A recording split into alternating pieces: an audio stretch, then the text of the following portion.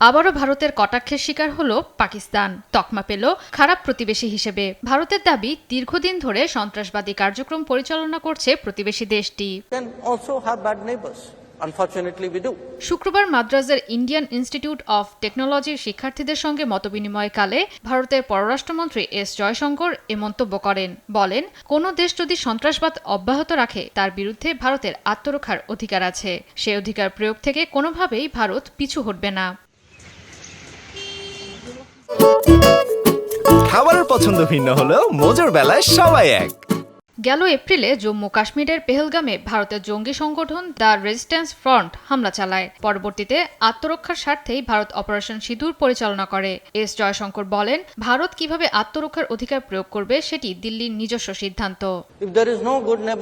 আমাদের নিরাপত্তার জন্য যা করা প্রয়োজন আমরা তাই করব। আমাদের কি করা উচিত অথবা অনুচিত সেটি বলার অধিকার কেউ রাখে না।